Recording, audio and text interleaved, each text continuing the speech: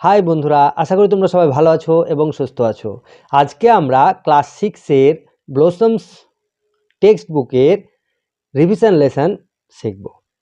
আজকে revision লেসনকে part part করে আমরা শিখব। দেখো, একটি ভিডিওতে করতে গেলে ভিডিওটি বড় হয়ে যাবে, যেটা তোমাদের দেখতে অনেক সময় লেগে যাবে। আমি যদি ছোট ছোট করে ভিডিও করি তোমাদের দেখতে এবং বুঝতে সুবিধা হবে, তাই আমি ছোট ছোট করে পার্ট পার্ট করে তোমাদেরকে শেখাবো। তাহলে চলো শুরু করার আগে তোমরা এখনও যারা আমার চ্যানেলটি সাবস্ক্রাইব করোনি তারা অবশ্যই চ্যানেলটি সাবস্ক্রাইব করবে এবং সঙ্গে থাকবে পরবর্তী ভিডিওটি সর্বপ্রথমে তোমাদের মোবাইলে পাওয়ার জন্য।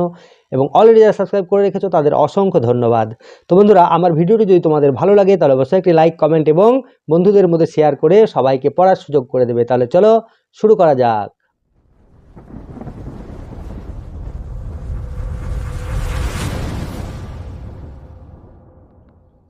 তো বন্ধুরা, আজকে আমরা রিভিশন লেসনের অ্যাক্টিভিটিসগুলো করব। আজকে 1 থেকে 4 পর্যন্ত অ্যাক্টিভিটিগুলো করব। দেখো, ছোট ছোট করে ভিডিও করলে তোমাদের পড়তে এবং বুঝতে সুবিধা হবে, তাই আমি ছোট ছোট করে করব, পার্ট পার্ট করে। ঠিক আছে, তাহলে আমরা প্রথমে 1 থেকে 4 পর্যন্ত অ্যাক্টিভিটিগুলো দেখে নিই। দেখো, অ্যাক্টিভিটি 1-এ কী বলছে? Change the number of the given words. নিচের শব্দগুলির বচন পরিবর্তন করো। তাহলে নাম্বার মানে কি? বচন। ঠিক আছে, এই যে ওয়ার্ডগুলো দেওয়া আছে এগুলো, এখানে দেখো সিঙ্গুলার নাম্বার, এখানে প্লুরাল নাম্বার। সিঙ্গুলার হলো এক বচন এবং প্লুরাল হলো বহু বচন। তাহলে এক বচন থেকে বহু বচনে যেতে হবে। দেখো, আমি এই নাম্বারের ভিডিও অলরেডি আমার চ্যানেলে আপলোড করে রেখেছি। তোমরা নাম্বারের যে নিয়মগুলো রয়েছে নাম্বার চেঞ্জের, সেগুলো যদি জানতে চাও তাহলে আমার চ্যানেলে ভিডিওটা দেখে নেবে, তাহলে একদম সহজে তোমরা বুঝে যাবে। দেখো, এখানে দেওয়া রয়েছে চাইল্ড। চাইল্ড হলো সিঙ্গুলার, তাহলে প্লুরাল কি হবে? প্লুরাল হবে চিলড্রেন। চাইল্ড থেকে হয় চিলড্রেন। চিলড্রেন হলো CHILDREN,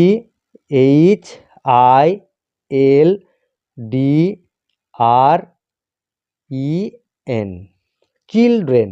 ঠিক আছে, চাইল্ড, চিলড্রেন। এখানে দেখো প্লুরালে আছে মেন। মেন হলো বহুবচন, তাহলে এক বচন কি হবে, মানে সিঙ্গুলার কি হবে? ম্যান। MAN, man. ঠিক আছে, ম্যান মানে মানুষ, মেন মানে মানুষগুলো, চাইল্ড মানে শিশু, চিলড্রেন মানে শিশুগুলো বা শিশুগণ। ঠিক আছে, ম্যান, মেন। অক্স, সিঙ্গুলার নাম্বারে অক্স আছে, অক্স মানে ষাঁড়, তাহলে কি হবে? অক্সেন, OXEN, অক্সেন মানে ষাঁড়গুলো। ঠিক আছে, এখানে দেখো রয়েছে কি? গিজ, প্লুরাল নাম্বারে আছে গিজ মানে হাঁসগুলি। তাহলে সিঙ্গুলার নাম্বারে কি হবে? গুজ, GOOSE, গুজ মানে হাঁস। গুজ থেকে হলো গিজ। এখানে দেখো সিঙ্গুলার নাম্বারে আছে ডিয়ার। ডিয়ার মানে হরিণ। এবার প্লুরাল নাম্বারে কি হবে? ডিয়ারই হবে, DEER। ডিয়ারের সঙ্গে কিছু যোগ হয় না। ডিয়ার মানে হরিণ, ডিয়ার মানেই হরিণগুলি। ঠিক আছে, তাহলে আশা করি তোমরা বুঝে গেলে। আর যদি তোমরা নিয়মগুলো জানতে চাও তাহলে আমার চ্যানেলে ভিডিও দেওয়া আছে, আমি অবশ্যই ডেসক্রিপশানে লিঙ্ক দিয়ে দেবো, তোমরা চাইলে সেখান থেকেও দেখে নিতে পারবে। ঠিক আছে, এবারে আমরা অ্যাক্টিভিটি 2টা দেখব। এবারে আমরা অ্যাক্টিভিটি 2টা সলভ করব। দেখো, বলছে identify the gender of the following nouns and put them in the correct boxes. তার মানে হলো নিচের নামবাচক শব্দগুলি লিঙ্গ নির্ধারণ করো এবং সঠিক বাক্সে বসাও। নিচের নামবাচক মানে নাউন মানে কি? নাউন মানে হচ্ছে নামবাচক। তাহলে নামবাচক শব্দগুলির লিঙ্গ নির্ধারণ করো। জেন্ডার মানে লিঙ্গ, তাহলে লিঙ্গ নির্ধারণ করো এবং কারেক্ট বক্সে বসাও। দেখো, এখানে 4টি বক্স রয়েছে এবং আমরা জানি যে জেন্ডার 4 প্রকার: ম্যাসকুলাইন, ফেমিনাইন, নিউটার এবং কমন জেন্ডার। এই 4টে জেন্ডার হয়। এই জেন্ডারের ভিডিও আমার চ্যানেলে দেওয়া আছে, তোমরা যদি জেন্ডারের নিয়মগুলো জানতে চাও তাহলে আমার ভিডিওগুলো দেখে নেবে, তাহলে তোমরা একদম সহজে শিখে যাবে। আমি এখানে সলভ করে দেব। দেখো, ম্যাসকুলাইন মানে পুংলিঙ্গ, ফেমিনাইন মানে স্ত্রীলিঙ্গ, নিউটার মানে ক্লীবলিঙ্গ, কমন মানে হলো উভলিঙ্গ। ঠিক আছে, তাহলে ম্যাসকুলাইন মানে এখানে পুরুষ কোনগুলো আছে সেগুলো আমরা ফাইন্ড আউট করব, দিয়ে এখানে বসাবো। দেখো, এখানে প্রথমে আছে দেখি নেফিউ। নেফিউ হলো ভাইপো বা ভাগ্নে, তাহলে নেফিউ হয়ে যাবে ম্যাসকুলাইন।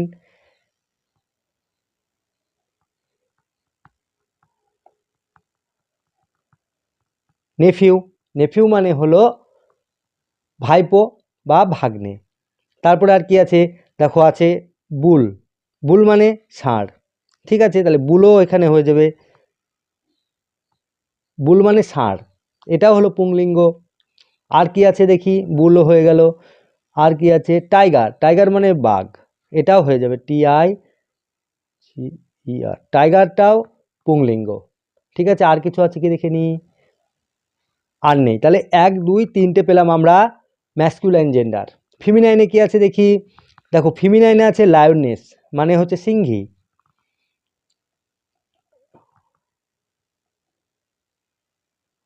লায়নেস মানে হলো সিংহী, সিংহ, তার ফিমিনাইন হলো সিংহী।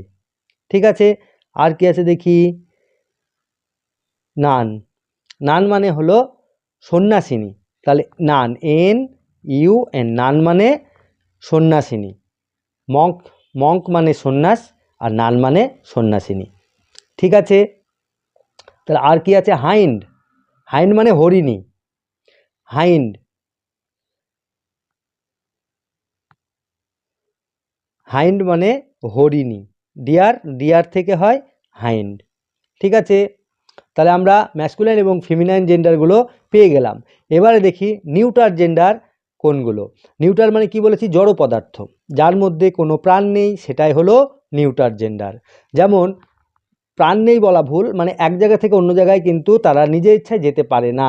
দেখো ট্রি, ট্রি একটি নিউটার জেন্ডার, কিন্তু এর প্রাণ আছে, কিন্তু তবুও এ নিউটার, কারণ এক জায়গা থেকে আরেক জায়গায় যেতে পারে না, একদম জড় পদার্থের মতো এরা বিহেভ করে, তার জন্য।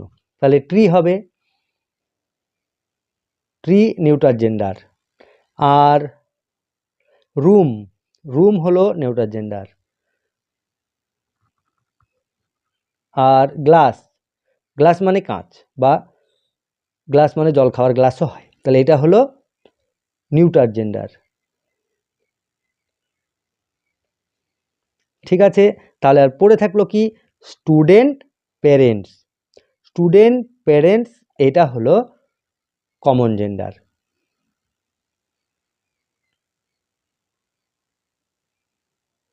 স্টুডেন্ট আর প্যারেন্ট।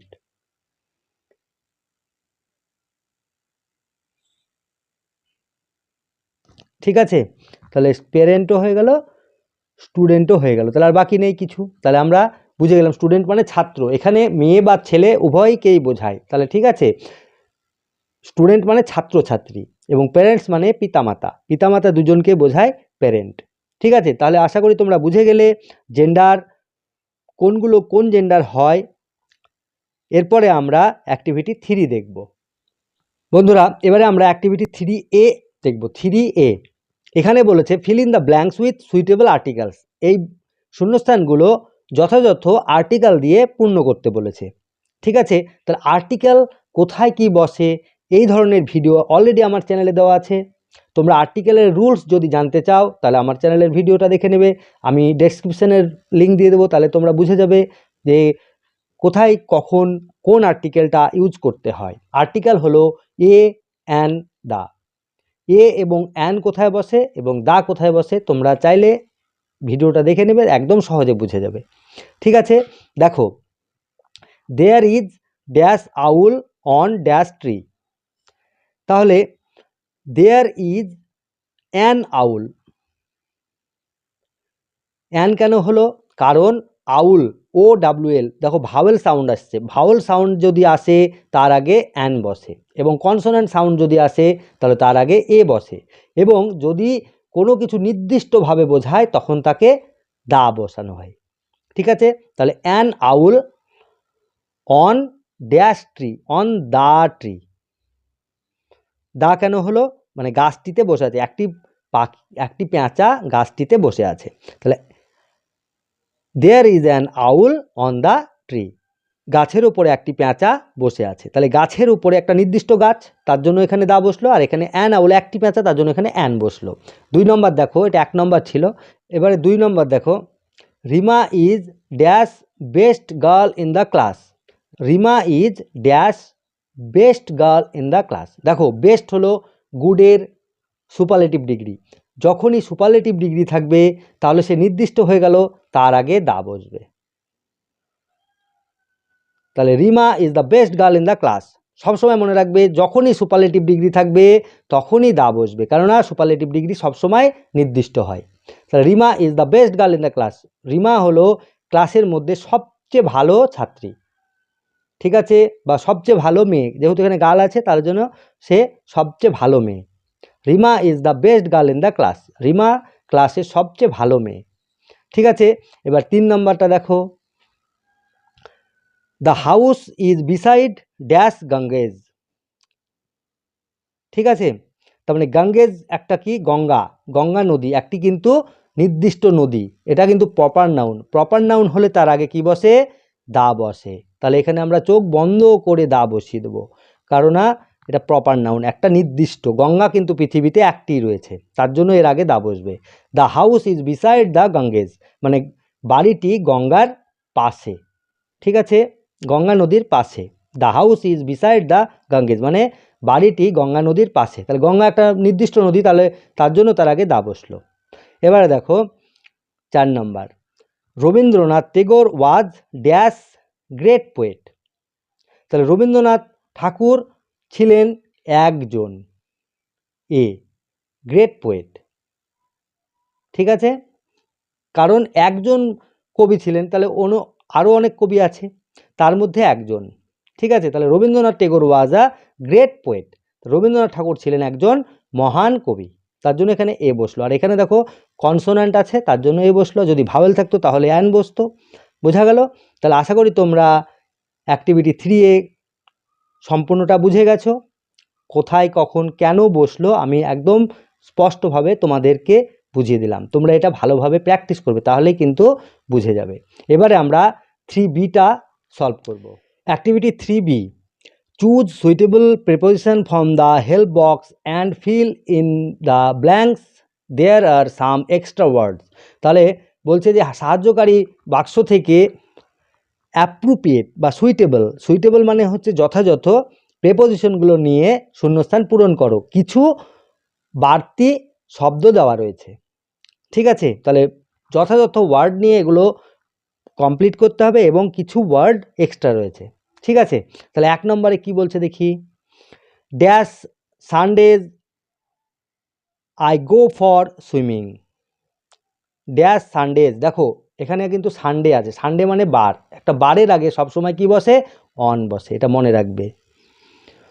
প্রেপোজিশনের নিয়মও আমার ভিডিওতে দেওয়া রয়েছে, যত প্রেপোজিশনের নিয়ম আছে সব আমার ভিডিও করা রয়েছে, যদি তোমরা প্রেপোজিশনের রুলস শিখতে চাও তাহলে ভিডিওটা দেখে নেবে, তাহলে তোমরা একদম সহজে কোথায় কোন প্রেপোজিশন সুইটেবল হয় সেটা শিখে যাবে, ঠিক আছে। দেখো এখানে সানডে মানে একটা বারের আগে সবসময় অন বসে, তার জন্য বসিয়ে দিলাম on Sundays I go for swimming, ঠিক আছে। 2 নম্বর, the farmer is sitting dash the tree, the farmer is sitting dash the tree, তাহলে কৃষকটি গাছের কোথায় বসে, নিচে বসে, তাহলে under, UNDER, under the tree, দেখো এখানে আন্ডার থাকবে, আন্ডার, আর প্রথমে কি বসেছিলাম অন, ঠিক আছে। তাহলে the farmer is sitting under the tree, তাহলে কৃষকটি গাছের নিচে বসে আছে। 3 নম্বর দেখো, 3 নম্বরে বলছে the lady is standing dash the bus stop, দেখো বাস স্টপ, রেল স্টেশন এই ধরনের যদি কোনো নির্দিষ্ট জায়গা হয় তার আগে কি বসে, অ্যাট, ঠিক আছে। The lady is standing at the bus stop, ঠিক আছে, বোঝা গেল। যখনই কোনো নির্দিষ্ট জায়গা বোঝায় তখন কিন্তু অ্যাট বসে। The lady is standing at the bus stop মানে মেয়েটি বাস স্টপে দাঁড়িয়ে আছে, ঠিক আছে। এবার 4 নম্বর কি বলছে, 4 নম্বর বলছে the river flows dash the village, the river flows dash the village, তাহলে কি হবে, beside,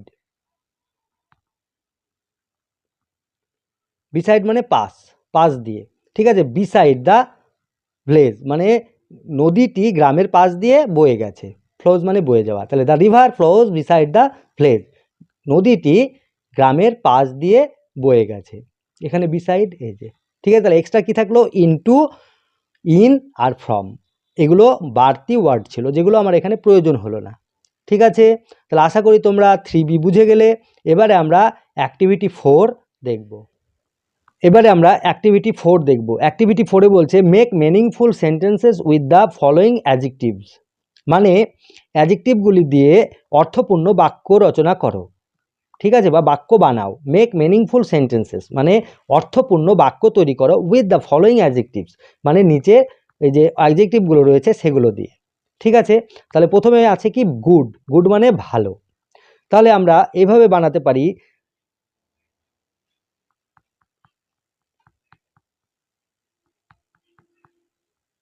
playing football is good for health.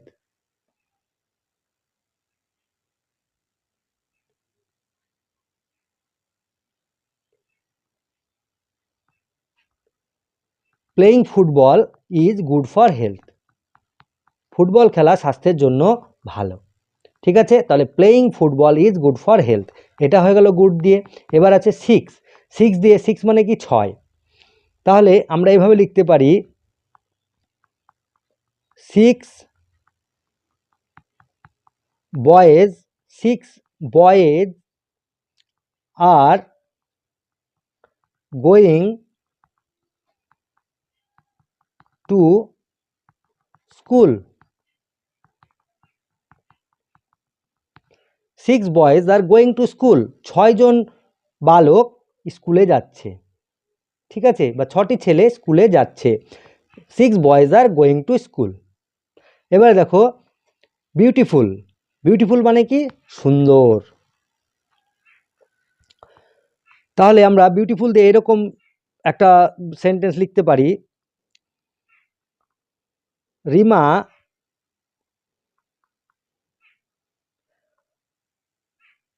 Is singing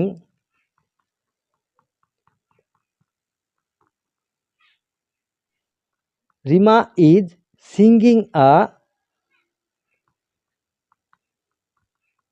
beautiful song. Rima is singing a beautiful song. ঠিক আছে, তাহলে বিউটিফুল দিয়ে হয়ে গেল রিমা একটি সুন্দর গান গাইছে। ঠিক আছে, এবার দেখো ফিউ, ফিউ মানে কিছু, কিছু। ঠিক আছে, বা কয়েকটি। তাহলে আমরা এইভাবে লিখতে পারি যে গিভ মি আ ফিউ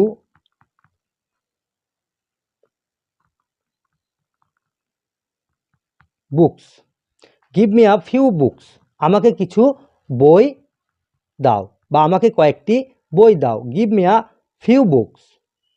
ঠিক আছে, এই হলো মিনিংফুল সেন্টেন্সেস। তাহলে বন্ধুরা আশা করি তোমরা বুঝে গেলে 1 থেকে 4 পর্যন্ত অ্যাক্টিভিটিস। তোমরা এগুলো প্র্যাকটিস করবে, যত প্র্যাকটিস করবে তত শিখবে। ভালো থাকবে, সুস্থ থাকবে, দেখা হবে নেক্সট ভিডিওতে। টাটা।